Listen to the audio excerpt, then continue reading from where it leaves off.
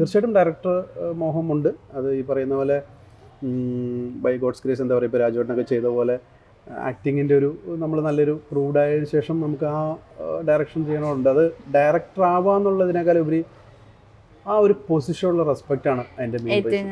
കാരണം ഒരു മേക്കർ എന്ന് പറഞ്ഞു കഴിഞ്ഞാൽ അത് വല്ലാത്ത സംഭവമാണ്. സിനിമയുടെ ഒരു ക്യാരക്ടറിനെ പറ്റി പറയുമ്പോൾ ഒത്തിരി ഇമോഷണൽ ഏരിയാസ് ഒരു ആസ് ആൻ ആക്ടർ നമുക്ക് ടച്ച് ചെയ്യാൻ പറ്റിയൊരു സിനിമയാണ്. അതൊരു ഇപ്പോൾ ചിലപ്പോൾ ഒരു സിനിമയിൽ നമുക്ക് ദേഷ്യമായിരിക്കും കുറേ ഒരു ക്യാരക്ടറിൻ്റെ ഫുൾ ത്രൂ ഔട്ട്, ചിലപ്പോൾ കോമഡി ആയിരിക്കാം. ഇത് നമുക്ക് അത്യാവശ്യം ഒരു ഫൈറ്റ് ഒഴിച്ച് ബാക്കിയുള്ള ഒരുമാതിരിപ്പെട്ട ഏരിയയിലൊക്കെ നമുക്ക് ടച്ച് ചെയ്യാൻ പറ്റുന്നുണ്ട്. അതൊരു ആക്ടറെ സംബന്ധിച്ച് ഭയങ്കര ലക്കിയാണ്. ഇപ്പോൾ പ്രേമം പോലെ സിനിമ, അതിനകത്ത് ഹീറോ എന്ന് പറയുന്ന ജോർജ് എന്ന് പറയുന്ന ക്യാരക്ടർ, നിവിൻ പോളി എന്ന് പറഞ്ഞ ആക്ടർ ചെയ്ത ജോർജ് എന്ന് പറഞ്ഞ ക്യാരക്ടറാണ് ഇമ്പോർട്ടൻസ്. അപ്പോൾ അതിനകത്ത് മലർ മിസ് എന്ന് പറഞ്ഞ ആളെ മാത്രം കോൺസെൻട്രേറ്റ് ചെയ്ത് പടം പോകത്തില്ല. ലേഡി ഓറിയന്റഡ് സിനിമകളുണ്ടല്ലോ, ഉള്ളൊഴുക്ക് പോലുള്ള സിനിമ, ലെജൻഡറി ആയിട്ടുള്ള ഉർവശി ചേച്ചി ഒക്കെ അഭിനയിച്ചു. അപ്പോൾ അങ്ങനെയുള്ള സിനിമകളുണ്ട്.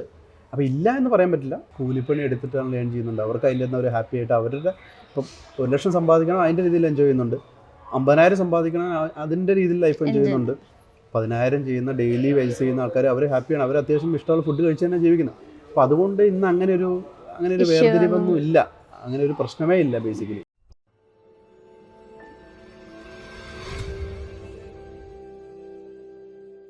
ഹലോ എവ്രിവൺ, കൂൺ എന്ന സിനിമയിലെ നായകനാണ് നമ്മുടെ ഒപ്പം ഉള്ളത്. Welcome to Mapstic media. എങ്ങനെയുണ്ട്, എന്തൊക്കെ വിശേഷം? അതെ, ഒരു വലിയൊരു വിശേഷം.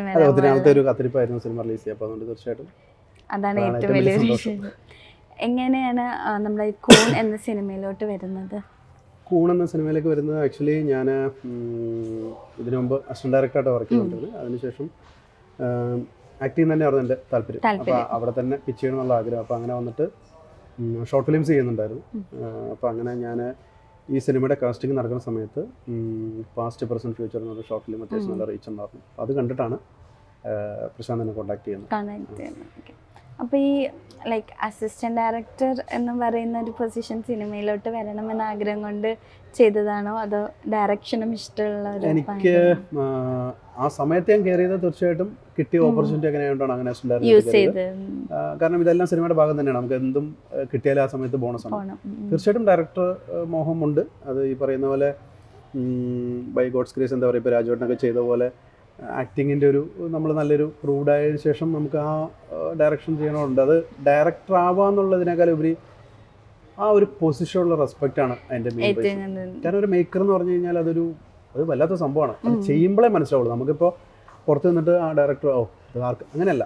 നമ്മളൊരു സിനിമ ചെയ്യുമ്പോൾ ജനങ്ങൾ ഓർക്കണം, അതിൻ്റെ ഇഷ്ടപ്പെടണം, അത് പിന്നീടും ചർച്ച ചെയ്യണമെന്നുണ്ടെങ്കിൽ അത് നല്ലൊരു മേക്കർക്ക് മാത്രം പറ്റുന്ന കാര്യമാണ്. അല്ലാണ്ട് മറ്റേ ഒരു ചുമ്മാ ഒരു സുപ്രഭാതത്തിൽ വന്നിട്ട് ഡയറക്ടർ ആകാൻ പറ്റില്ല, നല്ല ഡയറക്ടർ ആകാൻ പറ്റില്ല. നമുക്ക് ടൈറ്റിൽ എഴുതാൻ ഡയറക്ടർ എന്ന് പറയുന്നത്. ബട്ട് ഈ പറയുന്ന പോലെ ആ പൊസിഷനുള്ള റെസ്പെക്റ്റ് കൊണ്ട് നമ്മൾ വ്യത്യസ്തമായ സിനിമകൾ ചെയ്യുക. കാരണം ഞാനിപ്പോൾ സിനിമ ചെയ്യുമ്പോൾ എനിക്ക് മറ്റുള്ള ആളുകൾ ചെയ്യുന്ന സിനിമയിലേക്ക് ചെയ്യേണ്ട കാര്യമില്ലല്ലോ. അപ്പോൾ അതുകൊണ്ട് എനിക്കിഷ്ടപ്പെട്ട പ്രേക്ഷകർ കാണാത്ത സിനിമകൾ ചെയ്യാനായിട്ടാണ് താല്പര്യം. ഇപ്പോൾ ഫസ്റ്റത്തെ ഒരു ക്യാരക്ടറാണ് ഈ കൂൺ എന്ന സിനിമയിൽ വരാൻ വന്നത്. ലൈക്ക് ആ ക്യാരക്ടറിനെ പറ്റി ഒന്ന് ബ്രീഫ് ചെയ്യുമ്പോൾ എങ്ങനെയുള്ളതാണ്? ക്യാരക്ടറിനെ സംബന്ധിച്ച് ഇതിൻ്റെ ഒരുപാട് കാര്യങ്ങൾ നമുക്ക് സിനിമയ്ക്ക് മുമ്പ് പറയാനുള്ള ഒരു ഇതില്ല. കാരണം തിയേറ്ററിൽ ഒന്ന് കാണുക എന്നുള്ളതാണ് എൻ്റെ സംഭവം. പക്ഷേ ഒരുപാട് സസ്പെൻസ് എലമെന്റ്സിനൊക്കെ ഉപരി ആസ് എ ന്യൂ കമർ എനിക്കിത് ഭയങ്കര ഒരു ചലഞ്ച് ചെയ്യാൻ, എനിക്ക് മാത്രമല്ല, ഇപ്പം നമ്മൾ ഈ സിനിമയുടെ ഒരു ക്യാരക്ടറിനെ പറ്റി പറയുമ്പോൾ ഒത്തിരി ഇമോഷണൽ ഏരിയാസ് ഒരു ആസ് ആൻ ആക്ടർ നമുക്ക് ടച്ച് ചെയ്യാൻ പറ്റിയൊരു സിനിമയാണ്. അതൊരു ഇപ്പോൾ ചിലപ്പോൾ ഒരു സിനിമയിൽ നമുക്ക് ദേഷ്യമായിരിക്കും കുറേ ഒരു ക്യാരക്ടറിൻ്റെ ഫുൾ ത്രൂ ഔട്ട്, ചിലപ്പോൾ കോമഡി ആയിരിക്കാം. ഇത് നമുക്ക് അത്യാവശ്യം ഒരു ഫൈറ്റ് ഒഴിച്ച് ബാക്കിയുള്ള ഒരുമാതിരിപ്പെട്ട ഏരിയയിലൊക്കെ നമുക്ക് ടച്ച് ചെയ്യാൻ പറ്റുന്നുണ്ട്. അതൊരു ആക്ടറെ സംബന്ധിച്ച് ഭയങ്കര ലക്കിയാണ്. ആ ഒരു കാര്യത്തിൽ ഒരു ഫസ്റ്റ് സിനിമയിൽ തന്നെ ഇച്ചിരി ഒരു പവർഫുൾ ആയ ക്യാരക്ടർ കിട്ടിയത് ലക്കിയാണ്. കാരണം ഈ ഒരു ക്യാരക്ടറിനെ പറ്റി പറയുമ്പോൾ വളരെ സിമ്പിളായിട്ട് പറഞ്ഞാൽ ഒരേ സമയത്ത് നായകനുമാണ്, വേറൊരു ആംഗിളിൽ നോക്കുമ്പോൾ വില്ലനുമാണ്. ഇതൊരു ഹീറോ ഓറിയന്റഡ് സിനിമയാണെന്ന് വെച്ചാൽ തീർച്ചയായിട്ടും ഹീറോ ഓറിയന്റഡ് സിനിമയാണ്, ബട്ട് ഹീറോയിൻ ഓറിയന്റഡ് സിനിമയാണ്. അപ്പോൾ നമ്മളത് കണ്ടെങ്ങനെ അത് ഗ്രാസ്പ് ചെയ്യുന്നു എന്നുള്ള അനുസരിച്ചിരിക്കും. അതുകൊണ്ട് തന്നെ തീർച്ചയായിട്ടും വളരെ നമ്മൾ എന്താ പറയുക, ഞാൻ ജൂനിയർ ആർട്ടിസ്റ്റായിട്ടും വർക്ക് ചെയ്തുകൊണ്ടിരുന്ന ആളാണ്. അപ്പോൾ ഒരു 2010 2010 സിനിമ എഞ്ചിനീയറിംഗ് കഴിഞ്ഞിട്ടാണ് സിനിമ. അപ്പോൾ ഓൾമോസ്റ്റ് ഒരു 14 കൊല്ലത്തെ ഒരു എഫേർട്ടും ആണ് വെയിറ്റ് ഒക്കെ ഉണ്ട്. അപ്പോൾ അതുകൊണ്ട് തന്നെ തീർച്ചയായിട്ടും നമ്മൾ വളരെ ഹാപ്പിയാണ്. പിന്നെ എല്ലാം ജനങ്ങളുടെ കയ്യിലാണ്. കാണുക എന്ന് മാത്രമേ നമുക്ക് പറയാൻ പറ്റുള്ളൂ. നമ്മുടെ ജോലി കഴിഞ്ഞു, അത് നിരാശപ്പെടുത്തില്ല എന്ന് മാത്രമേ നമുക്ക് പറയാൻ പറ്റുള്ളൂ. അതാണ് നമ്മുടെ വാക്ക്. അപ്പോൾ ഇപ്പൊ പറഞ്ഞല്ലോ ഹീറോ ഓറിയന്റഡ് ആണ്, ഹീറോയിൻ ഓറിയന്റഡ് ആണെന്ന്. ഈ റീസെന്റ് ഇറങ്ങിയ മിക്ക മൂവീസും ഹീറോയിൻ ഓറിയന്റഡ് അല്ല, അല്ലെങ്കിൽ ഫീമെയിൽ ഓറിയന്റഡ് അല്ല എന്ന് പറഞ്ഞിട്ട് കുറെ എന്താ ഡിസ്കഷനും എല്ലാം നടത്തുന്നുണ്ട്. അപ്പോൾ ഈ ഒരു മൂവി അതിൽ നിന്ന് വ്യത്യാസമാണെന്നാണ് തോന്നിയിട്ടുള്ളത്? ലൈക്ക് രണ്ടുപേർക്ക് ഈക്വലി, പൊതുവെ നോക്കുമ്പോൾ നമുക്ക് ഫീമെയിലിന് ഒരു അങ്ങനെ ഒരു ഈക്വൽ ഇമ്പോർട്ടൻസ് കൊടുക്കാറ് ഇല്ലല്ലോ. എന്താ പറയുക, അത് ശരിക്കും നമുക്ക് പറയാൻ പറ്റുന്ന വെച്ചാൽ ഒരു സ്ക്രിപ്റ്റ് ഡിമാൻഡ് ചെയ്യണ എല്ലാ കാര്യങ്ങളും ഇവിടെ നടക്കുന്നുണ്ട്. ഇപ്പം ഞാൻ പറഞ്ഞ ഇപ്പോൾ ഒരു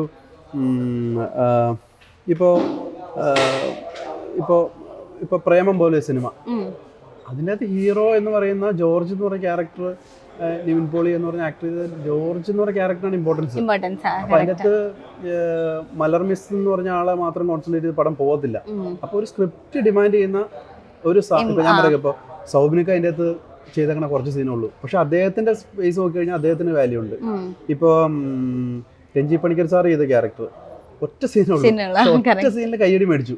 അപ്പോൾ ഞാൻ പറയുന്നതെന്ന് വെച്ചാൽ നമ്മൾ ഇന്ന ടൈപ്പ് സിനിമ ഇല്ല എന്നല്ല, എല്ലാ ടൈപ്പും ഉണ്ട്. അത് എഴുതിയെടുക്കുന്ന ഒരു എഴുത്തുകാരൻ്റെ എത്ര സീനുണ്ടോ അതിനനുസരിച്ചാണ്. അതിപ്പോൾ ഇവിടെ ലേഡി ഓറിയന്റഡ് സിനിമകളുണ്ടല്ലോ, ഉള്ളൊഴുക്ക് പോലുള്ള സിനിമ, ലെജൻഡറി ആയിട്ടുള്ള ഉർവശി ചേച്ചി ഒക്കെ അഭിനയിച്ചു. അപ്പോൾ അങ്ങനെയുള്ള സിനിമകളുണ്ട്. അപ്പോൾ ഇല്ല എന്ന് പറയാൻ പറ്റില്ല. അത് ഒരാൾ സൃഷ്ടിക്കണം, അത് സൃഷ്ടിച്ചാലാണ് അതിനനുസരിച്ച് പോകാൻ പറ്റുള്ളൂ. അത്രേ ഉള്ളൂ. അതിൻ്റെ ഇപ്പോൾ ആണ് പെണ്ണെന്നുള്ള വ്യത്യാസമില്ല.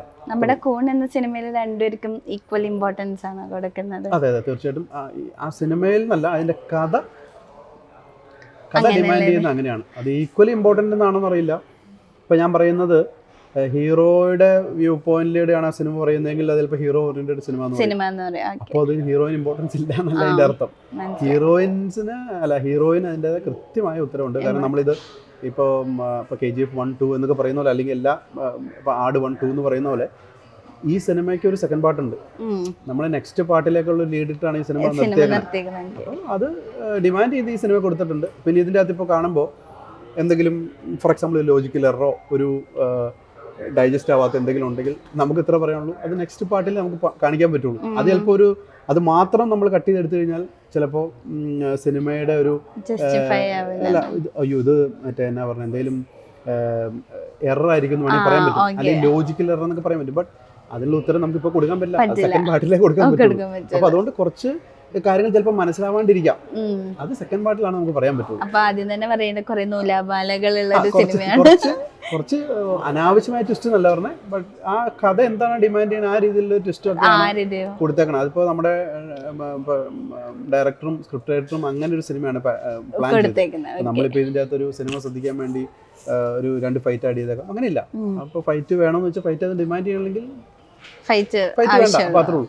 പിന്നെ ഇതിൻ്റെ ആകെ പറയാൻ പറ്റുന്ന കുറച്ച് കാര്യങ്ങളുടെ ഒരു ആൻസർ എന്താ പറയാ, നമുക്ക് നെക്സ്റ്റ് പാർട്ടിൽ മാത്രം അറിയിക്കാൻ പറ്റുള്ളൂ.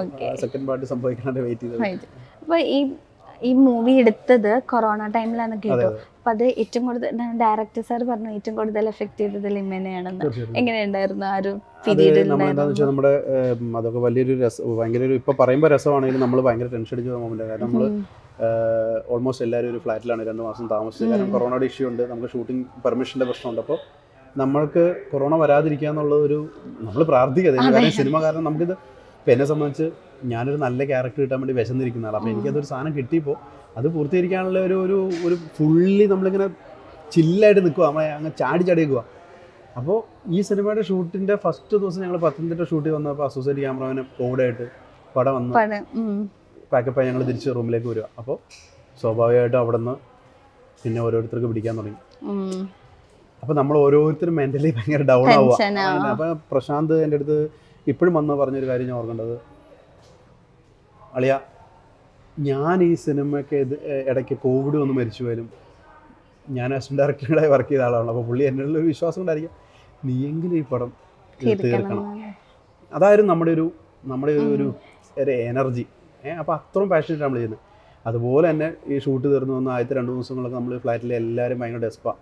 അപ്പോൾ നമ്മൾ ഈ പറയുന്ന പോലെ എന്താവും എന്നൊക്കെ ഓർത്ത് ടെൻഷൻ അടിച്ചിരിക്കുമ്പോൾ അപ്പോൾ നമ്മുടെ പ്രൊഡ്യൂസർ അദ്ദേഹം ഒരു പ്രൊഡ്യൂസറായിട്ടല്ല എൻ്റെ നിന്ന് എല്ലാ കാര്യങ്ങളും ഇപ്പോൾ ഒരു മൊട്ടിസോഞ്ച് മേടിക്കാനില്ല അദ്ദേഹം പോയി മേടിക്കും, എന്നാൽ അത് പ്രൊഡക്ഷൻ മാനേജർ പോട്ടെ എന്ന് പറയില്ല, അങ്ങനെ എല്ലാവരും ഇഷ്ടപ്പെട്ടാണ് ചെയ്യുന്നത്. അപ്പോൾ സ്വാഭാവികമായിട്ട് അദ്ദേഹം വന്നിട്ട് ഞങ്ങളോട് പറഞ്ഞു, നിങ്ങൾ സിനിമ നിന്നു പോകുന്ന ഓർത്താണ് ഇവിടെ ടെൻഷൻ അടിച്ചിരിക്കണമെങ്കിൽ അങ്ങനെ പേടിക്കണ്ട, നമ്മളൊരു 2 ആഴ്ച ഒരു ബ്രേക്ക് എടുക്കുന്നു, എല്ലാവരും ഹെൽത്ത് ഒന്ന് റെഡി ആവട്ടെ, അത് കഴിയുമ്പോൾ നമ്മൾ അടിപൊളിയായിട്ട് ചെയ്യുന്നു. നിങ്ങൾക്ക് എന്താ ഇപ്പോൾ വേണ്ടത്? ഫുഡ്, ഫ്രൂട്ട്സ്, ഡ്രിങ്ക്സ് മറ്റേ ഡ്രിങ്ക്സ് നിങ്ങൾക്ക് വേണ്ട ഹെൽത്തി ആയിട്ടുള്ള എല്ലാ കാര്യങ്ങളും ഞാൻ പ്രൊവൈഡ് ചെയ്യാം, 2 ആഴ്ച നിങ്ങൾ റെസ്റ്റ് എടുക്കും. പിന്നെ എല്ലാവരും ജിൽ പിന്നെ ഓടണോ ചാടണോ. അപ്പോൾ ഞാനൊക്കെ പറയുന്നത് ഞങ്ങൾക്ക് എത്ര പേർക്ക് അതിൻ്റെ അടുത്ത് കൊറോണ ചിലപ്പോൾ പോയി ടെസ്റ്റ് ചെയ്താൽ പറയും നിങ്ങൾക്ക് റെസ്റ്റ് വേണം, കൊറോണ പേഷ്യൻ്റ് എന്ന് പറയാറ്. ബട്ട് നമ്മളെല്ലാവരും കൊറോണ പോട്ടെ എന്ന് പറഞ്ഞാൽ നമ്മൾ കൊറോണയ്ക്ക് ചവിട്ടി പുറത്താക്കി ആ സെറ്റപ്പിലാണ് എല്ലാവരും നല്ല അടിച്ചടിച്ച് നിൽക്കുക പറഞ്ഞാൽ എല്ലാവരും ഫുൾ ടീം വർക്കാണ് അതിൻ്റെ അകത്ത്. അത് ചെറിയ സിനിമ വലിയ സിനിമ എല്ലാവരും അതുപോലെ നിന്നു. ആർക്കൊക്കെ കൊറോണ ഉണ്ടെന്ന് പോലും അറിയില്ല. പിന്നെ നമ്മളെ സംബന്ധിച്ച് ആ സമയത്ത് കുറേ ഹെൽത്ത് ഇഷ്യൂസ് ഒക്കെ ഉണ്ടായിരുന്നു. ഹെൽത്ത് ഇഷ്യൂസ് എന്ന് വെച്ചാൽ ഒന്ന് നമ്മൾ ഇത്രയും ലിമിറ്റഡ് ഏരിയ വെച്ചാൽ ഷൂട്ട് ചെയ്യുന്നത്, നമ്മുടെ സ്ക്രിപ്റ്റ് ഡിമാൻഡിനനുസരിച്ച് കുറച്ച് ക്ലോസ്ഡ് സ്പേസ് ആണ്, പിന്നെ ബ്രീത്തിങ് പ്രശ്നങ്ങൾ, ഭയങ്കര പൊടിയാണ്, പിന്നെ ഇത്രയും പേര് നിൽക്കുമ്പോൾ ചൂട്. സോ അതൊക്കെ നമ്മളെ പക്ഷേ അഫക്റ്റ് ചെയ്തിട്ടില്ല. ബിക്കോസ് എന്താ പറയുക, നമ്മൾ ഇത്രയും കൊല്ലം വെയിറ്റ് ചെയ്ത് കിട്ടിയൊരു സാധനമാണ്. സോ എന്താ പറയുക, നമ്മളെല്ലാവരും എൻജോയ് ചെയ്തിരുന്നു. So it was A wonderful journey. അതന്നെ. അപ്പോൾ അസിസ്റ്റന്റ് ഡയറക്ടറായിട്ട് വർക്ക് ചെയ്തു സിനിമ, ലൈക്ക് ആക്ടറായിട്ട് ഫസ്റ്റ് ടൈം ആണെങ്കിലും അസിസ്റ്റന്റ് ഡയറക്ടറായിട്ട് കുറേ സിനിമയിൽ അറിയാമല്ലോ, ലൈക്ക് എക്സ്പീരിയൻസ് എല്ലാം. അപ്പോൾ ഈ സിനിമയിൽ പലപ്പോഴും പറയുന്ന ഒരു കാര്യമാണ് ഹൈറാർക്കി സിസ്റ്റം ഉണ്ടെന്നൊക്കെ പറയാം. അതിൽ എന്തെങ്കിലും സത്യം ഉണ്ടെന്ന് തോന്നിയിട്ട് കുറച്ചുകൂടെ ക്ലിയർ ആക്കി എങ്ങനെ പറയാം? ലൈക്ക് ഇപ്പോൾ ഒരു ടീം ഏറ്റവും ടോപ്പ്, അത് കഴിഞ്ഞ് അങ്ങനെ ഇപ്പോൾ ഫുഡിൻ്റെ കാര്യത്തിലാണെങ്കിലും പല കാര്യത്തിലാണെങ്കിലും ഹൈറാർക്കി സിസ്റ്റം വെച്ചിട്ടാണ് ഓരോന്ന്. ഇപ്പോൾ ഫുഡിൻ്റെ കാര്യത്തിലാണ് നമ്മൾ സ്പെസിഫിക് പറഞ്ഞെങ്കിൽ ഇന്ന് അങ്ങനെയുള്ള ഒരു സംഭവമൊന്നും ഇല്ല. ബേസിക്കലി ഒരു ലൊക്കേഷനിലേക്ക് ഫുഡ് പ്രൊവൈഡ് ചെയ്യുന്ന ഒരു കാറ്ററിംഗ് ഡിപ്പാർട്ട്മെൻ്റ് ആയിരിക്കാം. അപ്പോൾ അതിൻ്റെ അകത്ത് ഇന്ന് ഒരു സെപ്പറേഷൻ ഒന്നും ഉള്ള കാലഘട്ടമല്ല. ബിക്കോസ് ഞാൻ പറയും, ഇപ്പോൾ ഒരു 10, 20, 30 കൊല്ലം മുമ്പാണെങ്കിൽ, പോട്ടെ 20 കൊല്ലം മുമ്പാണെങ്കിൽ നമുക്ക് ചിക്കൻ കഴിക്കാൻ പലർക്കും പറ്റില്ല, അല്ലെങ്കിൽ ബീഫ് മേടിക്കാൻ പറ്റത്തില്ല. അങ്ങനെ ഒരു ഫിനാൻഷ്യൽ ഇന്ന് അത്യാവശ്യം എല്ലാവരും കൂലിപ്പണി എടുത്തിട്ടാണ് ലേൺ ചെയ്യുന്നുണ്ട്. അവർക്ക് അതിൻ്റെ നിന്ന് ഒരു ഹാപ്പി ആയിട്ട് അവരുടെ ഇപ്പം 1 ലക്ഷം സമ്പാദിക്കണം അതിൻ്റെ രീതിയിൽ എൻജോയ് ചെയ്യുന്നുണ്ട്, 50,000 സമ്പാദിക്കണം അതിൻ്റെ രീതിയിൽ ലൈഫ് എൻജോയ് ചെയ്യുന്നുണ്ട്, 10,000 ചെയ്യുന്ന ഡെയിലി വേജസ് ചെയ്യുന്ന ആൾക്കാർ അവർ ഹാപ്പിയാണ്, അവർ അത്യാവശ്യം ഇഷ്ടമുള്ള ഫുഡ് കഴിച്ച് തന്നെ ജീവിക്കുന്നത്. അപ്പോൾ അതുകൊണ്ട് ഇന്ന് അങ്ങനെ ഒരു വേർതിരിവൊന്നും ഇല്ല, അങ്ങനെ ഒരു പ്രശ്നമേ ഇല്ല. ബേസിക്കലി നമ്മൾ ചുമ്മാ ഇപ്പോൾ ഞാൻ പറയാം, ഒരു 500 പേര് വർക്ക് ചെയ്യുന്ന ഒരു ലൊക്കേഷനിൽ ചിലപ്പോൾ 2 പേർക്ക് ഫുഡ് തികഞ്ഞില്ലാതിരിക്കും. ഈ 2 പേര് ചിലപ്പോൾ അവിടെ ഷൂട്ടിങ്ങിന് അഭിനയിക്കാൻ വന്ന എന്തെങ്കിലും ഭാഗമായിട്ട് വന്നിട്ട് അവർക്ക് ചിലപ്പോൾ അവിടെ നിന്ന് ബോറടിച്ചിട്ടുണ്ടാവും. അപ്പോൾ അവർക്ക് അവിടെ എന്തെങ്കിലും ഒരു കുറ്റം പറയാൻ വേണ്ടിയായിരിക്കും അവർ പറഞ്ഞു അവിടെ ഫുഡില്ല, അവിടെ താമസം റെഡിയല്ല. ഇപ്പോൾ എന്നെ സംബന്ധിച്ച് ഞാൻ പറയുകയാണെങ്കിൽ എനിക്കൊരു അവസരം കിട്ടാൻ വേണ്ടിയാണ് ഞാൻ അവിടെ നടക്കുന്നതെങ്കിൽ എനിക്ക് ഫുഡൊന്നും ഒരു പ്രശ്നമല്ല. ഈ പറയുന്ന ഒരു 150 രൂപയുടെ ബിരിയാണി ഒന്നും എന്നെ സംബന്ധിച്ചൊരു മാറ്ററല്ല. എനിക്ക് അവിടെ ഞാൻ എന്തിനാ വന്നത്? അവസരം. അപ്പോൾ എനിക്ക് അഭിനയിക്കാനാണെങ്കിൽ അതിന് വരെ ഞാൻ വെയിറ്റ്. ഞാൻ എത്രയോ സിനിമകൾ ജൂനിയർ ആർട്ടിസ്റ്റായിട്ട് പോകുന്നുണ്ട്. അതായത് എൻ്റെ കൈയും കാലമൊക്കെ അഭിനയിച്ച് ഒത്തിരി സാധനങ്ങളുണ്ട്. അവിടെ ഒന്നും നമ്മൾ ഡിസപ്പോയിൻറ്റഡ് ആയിട്ടില്ല. ഞാൻ പറഞ്ഞില്ല, ഇപ്പോൾ ഇത് 14ാമത്തെ വർഷമാണ്. So almost like 14 years of journey എന്ന് പറഞ്ഞാൽ it was not easy. Lot of struggle, tension, നമ്മളുടെ ഒരു എന്താ പറയുക എല്ലാം നമ്മൾ എന്തുകൊണ്ടാണ് നമുക്ക്, പക്ഷെ അത് എന്തെങ്കിലും ഒരു ദിവസം നമ്മുടെ കയ്യിലും വരും, അത് സത്യസന്ധമായി വരും എന്നുള്ളൊരു ഉറപ്പുണ്ട്. അപ്പോൾ അതിനിടയ്ക്ക് ഈ പറയുന്ന പോലെ അഭിനയിക്കാൻ പോയിട്ട് എനിക്ക് ഫുഡ് കിട്ടിയില്ല, അല്ലെങ്കിൽ എന്താ പറയുക എനിക്ക് AC റൂം കിട്ടിയില്ല. എനിക്ക് ദൈവം സഹായിച്ച് ഫുഡ് കഴിക്കാൻ വേറെ സോഴ്സ് ഉണ്ട്, എനിക്ക് വീട്ടിലെ AC റൂമുണ്ട്, പിന്നെ എനിക്ക് ഇവിടെ ഒന്നും തന്നെ വേണമെന്നില്ലല്ലോ. അപ്പം അതൊന്നും എന്നെ സംബന്ധിച്ച് എനിക്കൊരു പ്രശ്നമല്ല. ഞാൻ എത്രയോ സ്ഥലങ്ങളിൽ നമ്മൾ ഈ പറഞ്ഞ പോലെ ഈ പാലക്കാടും കോഴിക്കോടൊക്കെ ഓഡീഷൻസിന് പോകുമ്പോൾ നമ്മൾ കയ്യിൽ നിന്ന് പൈസ മുടക്കി അവിടെ റൂം എടുത്ത് താമസിക്കുന്നു. അതൊരു നമ്മളത് സ്പെൻഡ് ചെയ്യുന്നത് നമ്മുടെ ലൈഫിലേക്കുള്ളൊരു ഇൻപുട്ടാണ്. നമ്മളുടെ ഫ്യൂച്ചർ ചിലപ്പോൾ അതിൻ്റെയൊക്കെ എടുക്കുന്ന എഫേർട്ടിൻ്റെ റിസൾട്ട് ആയിരിക്കും ദൈവം നമുക്ക് നാളെ വലിയ എമൗണ്ട് ആയിട്ട് തിരിച്ചു കിട്ടുന്നത്. അപ്പോൾ അത് നമ്മൾ എന്തെങ്കിലും അങ്ങോട്ട് എറിഞ്ഞാലേ കിട്ടുള്ളൂ. അപ്പോൾ അതൊന്നും എന്നെ സംബന്ധിച്ച ഒരു പ്രശ്നമല്ല. ഫുഡ് കിട്ടിയില്ലെങ്കിൽ പോലും കുഴപ്പമില്ല, നമ്മൾ കടം അടിച്ചിട്ടാണെങ്കിലും വേറെ സ്ഥലത്ത് ഫുഡ് കഴിച്ചോളാം, ചാൻസ് കിട്ടിയാൽ മതി അത്ര. അപ്പോൾ ഇപ്പോൾ മലയാള സിനിമ ഇപ്പോൾ ചാൻസിന് വേണ്ടിയിട്ട് എത്രയും ആഗ്രഹിക്കുന്നു, എഫേർട്ട് എടുത്തു എന്നും പറഞ്ഞല്ലോ. മലയാള സിനിമ പലപ്പോഴും ഈ അപ്കമിങ് ആക്ടേഴ്സ് അല്ലെങ്കിൽ പുതുമുഖ നടന്മാരെ നടികളെയും ഭയങ്കര രണ്ടും കൈനീട്ടി സ്വീകരിക്കാറുണ്ടെന്ന് തോന്നിയിട്ടുണ്ടോ? തീർച്ചയായിട്ടും. ഇപ്പോൾ ഒരുപാട്, അതായത് പ്രത്യേകിച്ച് ഒരു എന്താ പറയുക ഒരു കഴിഞ്ഞൊരു 10 വർഷത്തെ എടുത്തു കഴിഞ്ഞാൽ, പ്രത്യേകിച്ചും കഴിഞ്ഞൊരു 10 വർഷം എന്നൊക്കെ പറഞ്ഞു കഴിഞ്ഞാൽ നമ്മൾ ആരഭിനയിക്കുന്നു എന്ന് നോക്കിയല്ല. പണ്ടുണ്ടായിരുന്ന ഒരു ഹീറോ കൺസെപ്റ്റ് ഉണ്ടായിരുന്നു, ആൾക്ക് ഇത്രയും ഹൈറ്റ് വേണം, നിറം വേണം, അങ്ങനെയുള്ള ഒരു ഇപ്പം അങ്ങനെയല്ല. ഇപ്പം ആർക്കും അഭിനയിക്കാം, അത് നല്ലതാവണമെന്നുള്ളൂ. അല്ലാണ്ട് ഇത് ഇന്നയാൾ അഭിനയിച്ചു ഒന്നുമില്ല. നമ്മൾ ആർക്കും എല്ലാവർക്കും സ്പേസ് ഉണ്ട്. അത് വലിയൊരു കാരണം അത്രയും നമുക്കിപ്പോൾ ഞാൻ പറയുമ്പോൾ സിനിമയിലൂടെ മാത്രമല്ലല്ലോ നമ്മുടെ ടാലൻറ്റ് കാണിക്കാൻ പറ്റുന്നത്. ഇപ്പോൾ അതല്ലാണ്ട് നമ്മുടെ സ്വന്തം മൊബൈലിൽ തന്നെ നമ്മുടെ ടാലൻറ്റ് കാണിക്കുന്ന അപ്പോൾ അത് ആർക്കും തടഞ്ഞു നിർത്താൻ പറ്റത്തില്ല. കുറച്ച് വർഷങ്ങൾക്ക് മുമ്പ് എന്താ പറയുക, സിനിമ വാസ് ഇൻ ചെന്നൈ ഇതൊക്കെ ഉണ്ടായിരുന്നു. കാരണം പലർക്കും റീച്ചബിൾ അല്ല. അന്നൊരു ക്യാമറ ആണെങ്കിൽ ചെന്നൈ പോകണം. അന്ന് ഇത്ര ഫിനാൻഷ്യലി സെക്യൂർഡ് അല്ല ആളുകൾ. അപ്പോൾ അവിടെ പോയി പട്ടിണി നടക്കാനൊക്കെ ഭയങ്കര പാടാണ്. പക്ഷേ ഇന്ന് അങ്ങനെയല്ല. ഇന്ന് സിനിമ നമ്മുടെ അടുത്തേക്ക് എത്തി. നമുക്ക് ഈ പറയുന്ന കാര്യങ്ങൾ ഇപ്പോൾ ഒരു ക്യാമറയെ പറ്റി പഠിക്കണമെങ്കിൽ ഗൂഗിൾ ചെയ്യാം. നമുക്ക് നമ്മളുടെ ടാലൻറ്റ് കാണിക്കണമെങ്കിൽ നമുക്ക് സ്വന്തമായിട്ട് പ്ലാറ്റ്ഫോം ഉണ്ടാക്കി ചെയ്യാം. സോ നമുക്ക് ഒരുപാട് ഓപ്പർച്യൂണിറ്റി ഉണ്ട്. അപ്പോൾ അങ്ങനെ ടാലൻ്റ് ഉള്ള ആളുകൾക്ക് സ്പേസ് കൂടുക ശരിക്കും പറഞ്ഞാൽ ചെയ്തത്. അത് നമ്മൾ യൂസ് ചെയ്യാന്നുള്ളൂ, അത്രേ ഉള്ളൂ, സിമ്പിൾ. അപ്പോൾ ഇപ്പം ഈ കൂൺ സിനിമ റിലീസിനൊരുങ്ങുകയാണ്, വേറെ അപ്കമിങ് പ്രോജക്ട്സും വരുന്നുണ്ട്? ഫസ്റ്റ് ഓഫ് ഓൾ ഞാൻ ഈ സിനിമ റിലീസ് ചെയ്യാൻ വേണ്ടി വെയിറ്റ് ചെയ്യാണ്.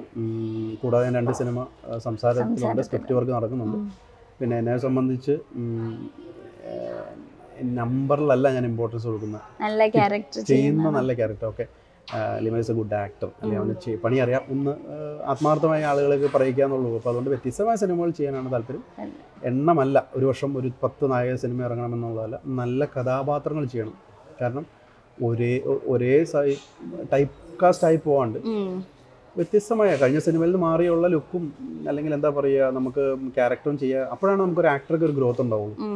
അപ്പോൾ അത് പ്രേക്ഷകർ പലപ്പോഴും അതിൻ്റെ ഒരു പ്രശ്നമുണ്ട്. പ്രേക്ഷകർ തന്നെ പറയുകയാണ് ഇന്ന ടൈപ്പ് സിനിമ ചെയ്യണം എന്ന് പറയുമ്പോൾ ശരിക്കും ആക്ടേഴ്സിന് ഭയങ്കര ബുദ്ധിമുട്ടാണ്. അവരവരുടെ ഇഷ്ടത്തിന് സിനിമകൾ ചെയ്യട്ടെ, നല്ലതാണ്, അക്സെപ്റ്റ് ചെയ്യുക, അത്രേ ഉള്ളൂ. അപ്പോൾ നമ്മുടെ സിനിമ റിലീസിനൊരുങ്ങുകയാണ്, എന്താണ് നമ്മുടെ പ്രേക്ഷകരോട് പറയാനുള്ളത്? പ്രേക്ഷകരോട് ഒറ്റ കാര്യം പറയുന്നുള്ളൂ, ഇത് തിയേറ്ററിൽ പോയി കാണുക. കാരണം ഒരു സ്റ്റാർ സിനിമയല്ല. അപ്പോൾ ഞാൻ ഈ സംസാരിക്കുന്ന എൻ്റെ വാല്യൂ ഒരു വലിയ സീറോ ആണെന്ന് ഏറ്റവും കൂടുതൽ മനസ്സിലാക്കുന്ന ഞാൻ. ഓക്കെ, അപ്പോൾ ആ 0 വില വരണം. എന്നാലാണ് എനിക്ക് എൻ്റെ ഇഷ്ടത്തിനുള്ള കുറച്ചുകൂടെ നല്ല അതായത് എൻ്റെ ഇഷ്ടത്തിനുള്ള വീണ്ടും സിനിമകൾ ചെയ്യാൻ പറ്റുള്ളൂ, അല്ലെങ്കിൽ അടുത്തടുത്ത് സിനിമകൾ ചെയ്യാൻ പറ്റുള്ളൂ. ഇപ്പോൾ നമ്മളെ സംബന്ധിച്ച് ഇപ്പോൾ ചെയ്തിരിക്കുന്ന സിനിമ അതിനൊരു തുടക്കം ഉണ്ടായാൽ മാത്രമേ നമുക്ക് പറ്റുള്ളൂ. അപ്പോൾ പ്രേക്ഷകരോട് പറയാൻ, നിങ്ങൾ ഒരുപാട് സിനിമകൾ കാണുന്നുണ്ട്, ഈ സിനിമ ഒന്ന് കണ്ടു നോക്കും. ഈ സിനിമ കണ്ടിട്ട് നിങ്ങളുടെ പൈസ പോകുന്നൊരു സിനിമയായിട്ട് ഞങ്ങൾ ഒരിക്കലും പറയുന്നില്ല. നിങ്ങൾക്ക് ആ കൊടുക്കുന്ന പൈസയ്ക്ക്, അതായത് ഈ കഥ എന്താണെന്ന് ഞാൻ പറഞ്ഞാൽ ഇത് കണ്ടിട്ട് ചിരിച്ചു മറിഞ്ഞു വരാമെന്നല്ല ഞാൻ പറയുന്നത്.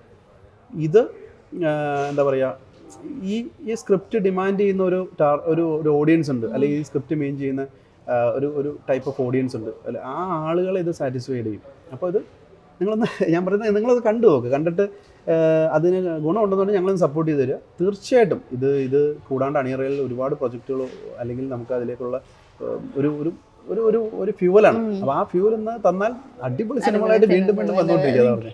പറഞ്ഞ പോലെ തന്നെ സിനിമയാണെങ്കിലും ഇപ്പോൾ നിങ്ങളുടെ ലൈഫിലാണെങ്കിലും നല്ല നല്ല വിജയങ്ങൾ വരട്ടെ എന്ന് ആശംസിക്കുന്നു. Thank you so much.